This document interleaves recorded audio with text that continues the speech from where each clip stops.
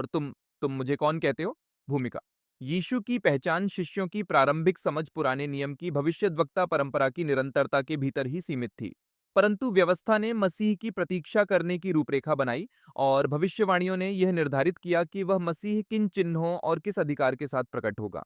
अर्थात जब व्यवस्था और भविष्यवाणियां उनकी समझ का मापदंड बनकर कार्य कर रही थीं, तब उन्होंने एक ऐसे मनुष्य को जो ठीक उनकी ही तरह भोजन करता था, मल त्याग करता था और सोता था, मसीह के रूप में स्वीकार किया।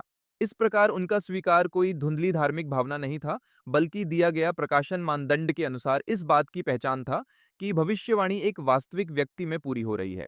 मुख्य भाग, जिसे सामान्यतः विश्वास की स्वीकारोक्ति कहा जाता है, उससे भिन्नता आज लोग जिस बात को सामान्यतः विश्वास की स्वीकारोक्ति कहते हैं, उसे प्रायः निर्णय, समर्पण, जीवन अर्पण करने और किसी मिशन को चुनने की भाषा में समझा जाता है।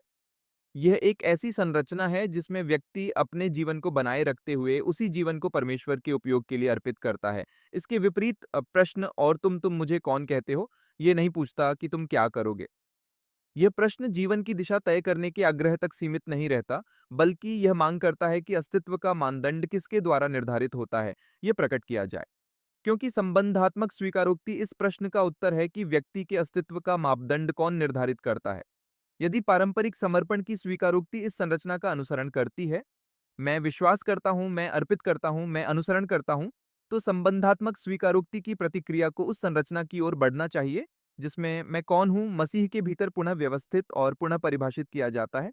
बाहरी रूप से समान भाषा का प्रयोग हो सकता है, परंतु भीतर कार्य करने वाला मानदंड पूरी तरह भिन्न होता है। निष्कर्ष, नई दिशा और मूल के साथ संरेखण शिष्यों की स्वीकारोक्ति पुराने नियम की भविष्यवाणियों की पूर्ति की पहचान से आरंभ हुई, परंतु उसे वहीं ठहरने की अनुमति नहीं दी गई।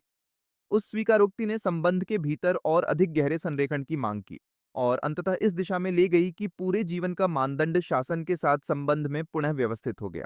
यहाँ नई दिशा कोई पेशागत समर्पण या धार्मिक उत्साह नहीं है, बल्कि वह परिवर्तन है जिसमें अस्तित्व का केंद्र स्वयं स्थानांतरित हो जाता है।